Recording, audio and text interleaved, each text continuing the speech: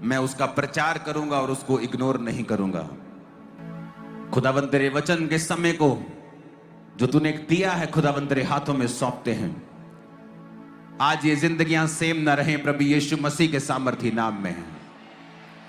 आमीन। ऊंचा ये आशीष आपकी है वीदर। स्वागत है आपका परमेश्वर की प्रेजेंस में एक बार फिर से। और सिर्फ बैठकर वचन को सुनना है, क्योंकि अगर सुन लिया तो लाइफ सेम नहीं होगी। कल मैंने आपको बताया था कि परमेश्वर ने उस नॉनसेंस को नहीं रचा जो आज आप लोगों की जिंदगियों में देखते हो। परमेश्वर बीमारियों का रचन करता नहीं है, परमेश्वर दुखों को रचने वाला नहीं है। ये इंसान ने खुद पाप के द्वारा लिए हैं। आदम और हवा ने सिन के द्वारा इन सभी दुखों को और नॉनसेंस को अपनी जिंदगी में लिया है। कल मैंने आपको बताया था कि आपकी जिंदगी से वो नॉनसेंस खत्म होती है जब आप प्रभु यीशु मसीह को अपना उद्धारकर्ता ग्रहण करते हैं। और फिर से आदम और हवा के पास जो जीवन था, अनंत जीवन और बहुतायत का जीवन,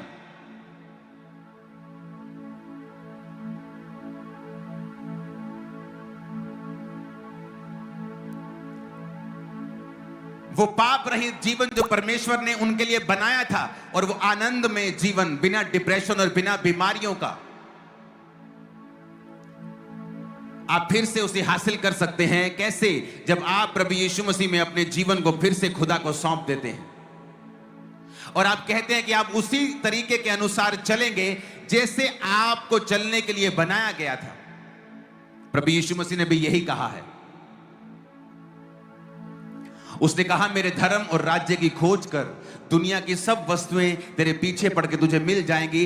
अन्य जाति इन्हीं वस्तुओं की खोज में रहती हैं। हम क्या खाएंगे, क्या पिएंगे, कहां रहेंगे, मेरी शादी कैसे होगी, मेरा घर कैसे बनेगा, मेरी जिंदगी कैसे सेटल होगी, मेरी बीमारी कैसे जाएगी, मैं कब अपने परिवार वालों को सेटल कर पाऊंगा, मेरी जिंदगी में खुशी कब आएगी। प्रभु यीशु मसीह ने कहा, अन्य जाति इन वस्तुओं की खोज में रहती हैं पर पाती नहीं। पर मैं तुमसे कहता हूं, तुम ऐसा मत करना, इन वस्तुओं की खोज मत करना, तुम मेरे धर्म और राज्य की खोज करना। ये वस्तुएं अपने आप तुम्हारे पीछे पड़ के तुम्हें मिलेंगी। और जब आप तौबा करते हैं, अपने मन को बदलते हैं, जो मैंने कल समझाया, तरीके को, सोच को चेंज करते हैं और आप प्रभु यीशु मसीह की ओर मुड़ते हैं और पाप रहित जीवन जीते हैं, उसके बाद परमेश्वर वही जीवन जो आदम और हवा के लिए परफेक्टली बनाया गया था, आपकी लाइफ में वो एंटर होना शुरू होता है। अगर आपने कल का वचन सुना और आपने प्रभु यीशु मसीह को अपना जीवन दे दिया है, तो इस सभा के खत्म होने के बाद आप सब लोग आगे आएंगे। कल अगर बारिश की वजह से आप आगे नहीं आए, क्योंकि जरूरी है ये नेक्स्ट दिन का वचन सुनना जो आज मैं आपको देने वाला हूं। वो पहला स्टेप था जो मैंने कल आपको बताया था, और आज दूसरा स्टेप है जो मैं आपको बताऊंगा कि किस तरह से आप उस जीवन को प्राप्त कर सकते हैं जो परमेश्वर ने आपके लिए ड्रीम लाइफ आपके लिए सोची हुई है। जो आपकी ड्रीम लाइफ है वो कुछ भी नहीं, जो परमेश्वर ने आपके लिए सोची हुई है। गिदोन के लिए ड्रीम लाइफ थी कि वो उस अन्न को संभाल रहा था कि इस अन्न को कोई भी शैतान दुश्मन देख ना सके। काश मैं अच्छा खा सकूं, अच्छा पी सकूं। लेकिन जब परमेश्वर का दूत उसके पास आकर कहता है, हे शूरवीर सूरमा, यहोवा तेरे संग है, यानी परमेश्वर तुम्हें एक लीडर, एक अगुआ बनाना चाहता है और पूरे इजराइल को फलिश्तियों के हाथ से तेरे द्वारा छुड़ाना चाहता है, तो ये एक बड़ी लाइफ थी जो उसने सोची भी नहीं थी। आज मैं आपको परमेश्वर की आत्मा के द्वारा प्रोफेसी कर सकता हूं, ऐसी जिंदगी जो आपने सोची भी नहीं है, आज आप पाकर जाएंगे अगर आपने इस वचन को सुना। और कल आपने जो वचन सुना था, अगर आप इन वचनों को जानते, सुनते और मानते हैं, तो आप परमेश्वर के द्वारा उस ड्रीम लाइफ को हासिल करेंगे जो परमेश्वर ने आपके लिए सोची हुई है। पहला काम, अपने पड़ोसी को बोलो, तौबा करना, सोच को चेंज करना, अलग तरह से सोचना, धर्म के चश्मे से प्रभु यीशु मसीह को नहीं देखना, क्योंकि वो धर्म परिवर्तन करने नहीं, वो जीवन परिवर्तन करने के लिए आए हैं। आमीन। अब जब आप आज फैसला कर चुके हैं कि ठीक है, मैं यीशु मसीह को अपना जीवन देता हूं, मैं यीशु मसीह के अनुसार, उसके वचनों के अनुसार चलूंगा और मैं तौबा करता हूं, उसके बाद क्या? उसके बाद के वचन आज आप सुनेंगे कि आज कल आपने जो तौबा कर ली, अब आज आपकी लाइफ में आपको क्या करना है, अपनी लाइफ के अगले स्टेप्स में आपको क्या करना है, ताकि परमेश्वर आपको उस ड्रीम लाइफ की ओर अंश अंश करके ले चलें, क्योंकि वचन कहता है आपका जीवन अंश अंश करके उसी के स्वरूप में बदलता है। यानी परमेश्वर थोड़ा थोड़ा करके फिर आपको उस लाइफ की ओर लेके जाते हैं जो परमेश्वर ने आपके लिए सोच के रखी है। जब उसने इजराइलियों को छुड़ाया मिस्र से, तो वचन कहता है परमेश्वर ने कहा, मैं सारे देशों को तेरे सामने से एकदम से दूर नहीं करूंगा, ऐसा ना हो कि जंगली जंतु आकर तुमको मारने लगे। तो मैं धीरे धीरे करके, अगर तू मेरे वचन के ऊपर चलेगा, मेरी आज्ञाओं को मानेगा, जो मैं कहूंगा वो करेगा, तो मैं धीरे धीरे करके उनको तेरे आगे से दूर करूंगा और वो सब वायदे तेरी जिंदगी में पूरे करूंगा जिस वायदों के साथ मैंने तुम्हें मिस्र से बुलाया है। आज बीदर के लोगों, परमेश्वर के पवित्र लोगों, संतों, मैं आपसे कहना चाहता हूं, परमेश्वर उस परफेक्ट लाइफ को, उस ड्रीम लाइफ को जो उसने आपके लिए सोची है, चाहे आप लाखों में यहां मौजूद हैं, परमेश्वर के लिए आपके पास हर एक के लिए एक मास्टर प्लान है। और अगर आपने वचन को सुना, आप प्रभु के पीछे चले, आज के वचन को फॉलो किया, जल्दी यीशु मसीह के नाम में उस ड्रीम लाइफ में आप एंटर कर जाएंगे जो परमेश्वर ने आपके लिए, आपके बच्चों के लिए और आपकी जनरेशंस के लिए रखी है। आमीन। ऊंचा चाहिए बीदर के लोगों।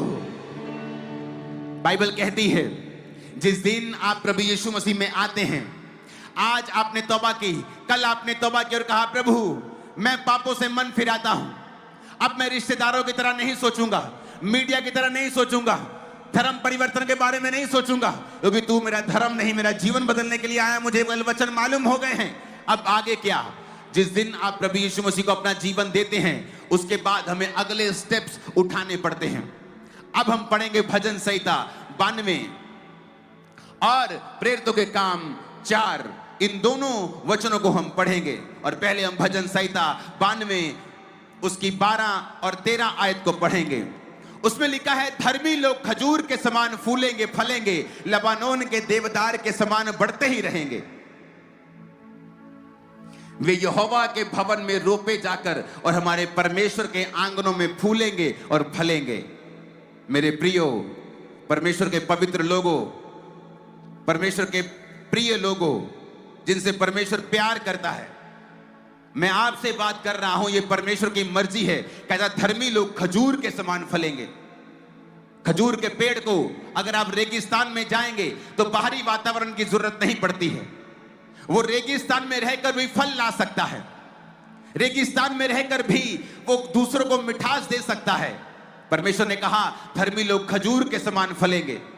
तुम्हारे आसपास मंदी चल रही होगी, तुम्हारे आसपास कोविड चल रहा होगा, तुम्हारे आसपास युद्ध चल रहे होंगे, पर फिर भी तुम फलोगे और फूलोगे और फल लेके आओगे, परमेश्वर कहता है। इसलिए मैं कहता हूं, हमारा जीवन बाहरी राज्य के ऊपर निर्भर नहीं करता।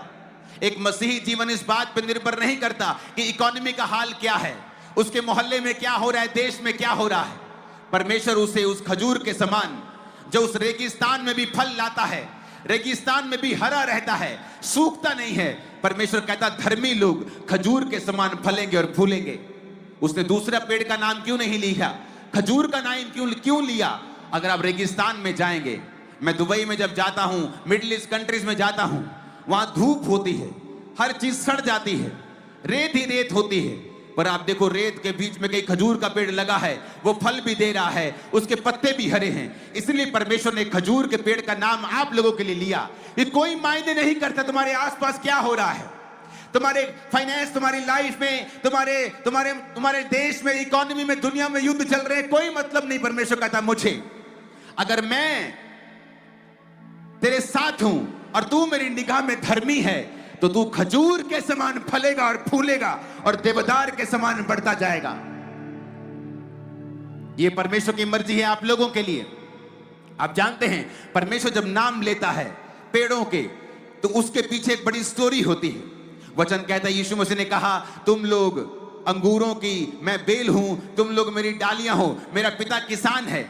उसने क्यों कहा वो अंगूरों की बेल है? उसने क्यों नहीं कहा वो सेब का पेड़ है? क्या सेब का पेड़ अच्छा नहीं है? क्यों नहीं कहा उसने कि वो आम का पेड़ है? कितने अच्छे अच्छे आम आ रहे हैं आपके, मैं खा रहा हूं यहाँ पे, बड़े टेस्टी हैं। लेकिन उसने कहा तुम सेब का पेड़ नहीं हो, तुम आम का पेड़ नहीं हो, तुम तो अंगूरों की बेल हो।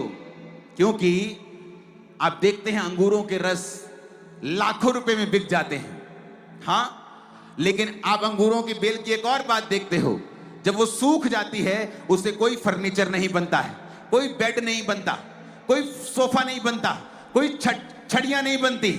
वचन कहता है जब अंगूरों की बेल सूख जाती है तो लोग उसे बटोर कर आग में जला देते हैं। तो परमेश्वर कहता है तुम अंगूरों की बेल हो, अगर तो तुम मेरे साथ जुड़े रहोगे तो बहुत फल लाओगे और दूसरों से अधिक कीमती होगे, दूसरों से अधिक तुम शोभायमान होंगे।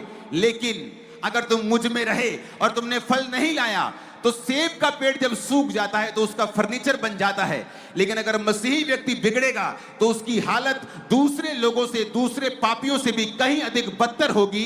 इसीलिए परमेश्वर ने आपके लिए अंगूरों की बेल का और अंगूरों की टहनियों का, उस बेल की टहनियों का एग्जाम्पल लिया। इसलिए परमेश्वर की हर एक बात में दम है। उसने क्यों कहा? क्योंकि अगर अंगूरों की बेल सूख जाए तो वो फर्नीचर बनाने के काम नहीं आती है, वो सिर्फ जलाने के काम आती है। परमेश्वर ने आपको नमक क्यों कहा? तुम पृथ्वी का नमक हो। या तो कहते तुम सब चीजों को टेस्टी कर दोगे, आप महंगे से महंगा सब्जी लाओ, हाँ, महंगे से महंगा मीट लाते हैं, अगर उसमें नमक नहीं डालते तो कोई काम का नहीं। वो हजारों रुपए का मसाला किसी काम का नहीं आता, टेस्ट ही नहीं आता। एक रुपए के नमक से सारी सब्जी का टेस्ट ही चेंज हो जाता है। परमेश्वर कहता है तुम पृथ्वी का नमक हो, अगर तुम नहीं होगे तो इस संसार को प्रिजर्व नहीं वो रख पाएगा। ये संसार आज प्रिजर्व है, नमक आपको सुरक्षित रखता है। अचारों में डालते हैं, क्यों? ताकि वो उस अचार को खराब होने से बचाता है। तुम इस धरती पे हो तो इसीलिए परमेश्वर धरती को खराब होने से बचा रहा है, क्योंकि तुम पृथ्वी का नमक हो। पर उसने एक और बात बोली है, कहता अगर नमक खराब हो जाए तो वो ठीक नहीं किया जा सकता, उसे चुनकर ठीक नहीं किया जा सकता। दाल खराब हो जाए तो लेडीज चुन लेती हैं, चलो कंकड़ चुन लेते हैं, थोड़ा सा मेहनत लगेगी ठीक कर लेंगे। लेकिन अगर नमक खराब हो जाए तो उसे ठीक किया नहीं जा सकता, वो फिर पांव के नीचे आता है और रौंदा जाता है। तो परमेश्वर ने हमें ये वार्निंग दी है मसीह लोगों को कि या तो मैं तुम्हें बेस्ट करूंगा तो या तुम वर्स्ट होंगे, या तो टॉप पे होंगे या सबसे नीचे होंगे, या तो आशीषित होंगे या तो श्रापित होंगे। पर कहता आशीष और श्राप भी मैंने तुम्हारे हाथ में दे दिए हैं। अगर तुम मेरे वचनों को सुनोगे, मेरे वचनों को मानोगे, तो मैं इस दुनिया की सारी उत्तम से उत्तम तेल, उत्तम से उत्तम गेहूं, आशीषें मैं तुमको दूंगा। पर अगर तुम मेरे वचनों को नहीं मानोगे तो मैं दुश्मनों को आज्ञाएं दूंगा कि वो तुम पे कब्जा कर लें। ऐसा ही है वचन, या तो आपको बेस्ट होना है या वर्स्ट होना है, या नरक या स्वर्ग, बीच का कोई भी प्लेस क्रिश्चियन लोगों के लिए नहीं है। अगर परमेश्वर में आपने तौबा कर ली है तो याद रखो, उसने खजूर का नाम लिया। उसने कहा अगर तुम मेरे में आ गए हो तो याद रखो, अब तुम्हारी इकोनॉमी के हिसाब से तुम्हें बरकत नहीं मिलेगी, मैं तुम्हें बरकत दूंगा। मेरे पास ऐसी टेस्टिमनीज हैं, कोविड के दिनों में जब दुनिया के 70-80% बिजनेस इफेक्ट हुए, बहुत से बिजनेसेस बंद हो गए और आज तक बंद हैं। मेरे पास चर्च में गवाहियां हैं जो कोविड के टाइम में बिजनेस शुरू हुए और परमेश्वर ने लाखों करोड़ों तक पहुंचाए कोविड के टाइम से, विश्वासियों के बिजनेस। वचन कहता है मैं तुम्हें खजूर की नहीं बढ़ाऊंगा। खजूर को किसी पानी की जरूरत नहीं, कोई पाइप लगा के उसको पानी देने नहीं जाता है खजूर को। परमेश्वर ने खजूर को ऐसा बनाया है और उसने कहा तुम खजूर के समान फलोगे। और आगे वो क्या कहता है 13 आयत में, कहता वो यहोवा के भवन में रोपे जाकर हमारे परमेश्वर के आंगनों में फलेंगे और फूलेंगे। जब आप तौबा कर लेते हैं, मोस्टली लोग ये गलती करते हैं, ज्यादा पढ़े लिखे लोग ये गलती ज्यादा करते हैं, ज्यादा अमीर और ज्यादा गलती करते हैं। वो ये सोच लेते हैं हम परमेश्वर को मानते हैं लेकिन हमें किसी भी लोकल चर्च का हिस्सा बनने की जरूरत नहीं है। हम इंटरनेट पे अच्छे पास्टर का वचन सुन लेंगे, हम अंकुर नूरुल्लाह मिनिस्ट्री का वचन सुन लेंगे, लेकिन हमें चर्च जाने की जरूरत नहीं है। लेकिन वचन कहता है तुम परमेश्वर के भवन में रोपे जाओगे, तुम परमेश्वर के भवन में रोपे जाकर, those that be planted in the house of the Lord shall flourish in the courts of our God. यहोवा के भवन में पहले तुम रोपे जाओगे। जैसे धान रोपते हैं ना, आप बहनें धान लगाती हैं तो रोपते हैं धान को ऐसे, कहता तुम यहोवा के भवन में रोपे जाओगे।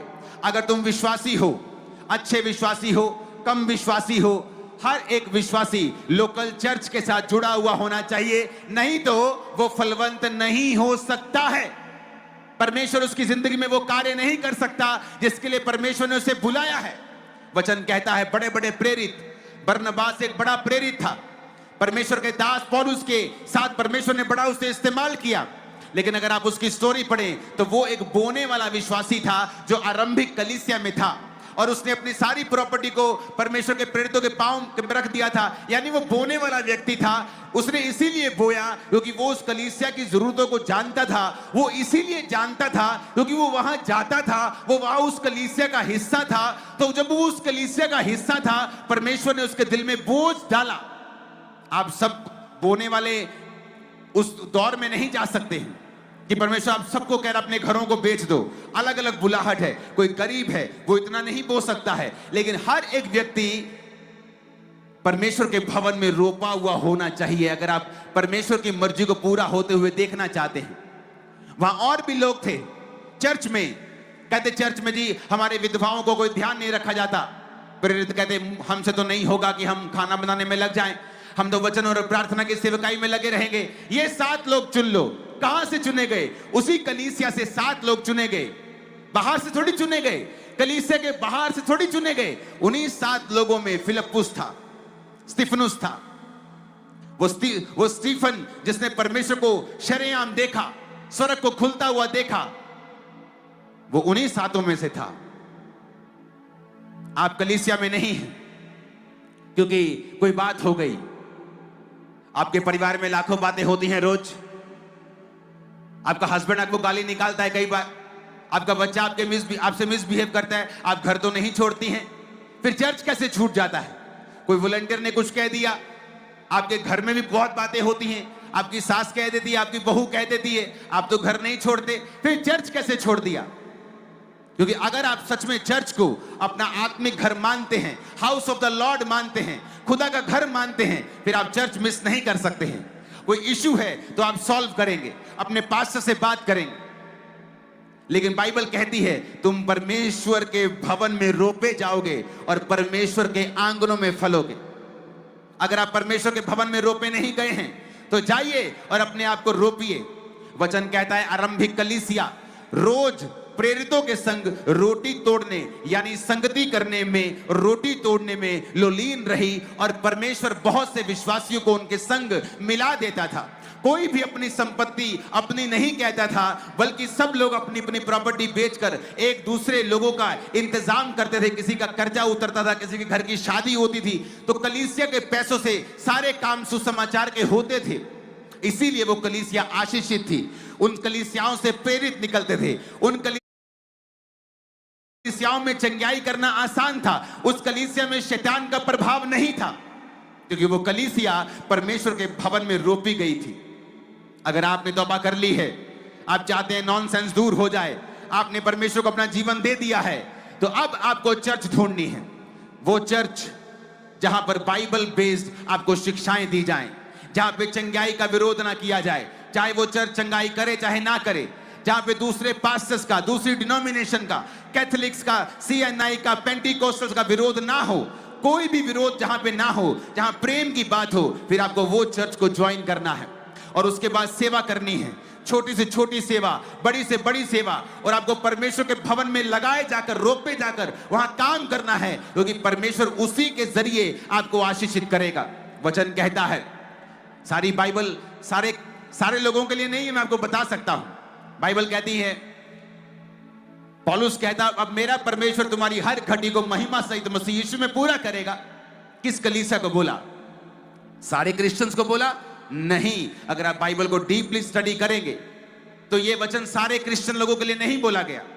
यह वचन उस कलीसिया के लिए बोला गया था जो कलीसिया पौलुस की आर्थिक सहायता कर रही थी।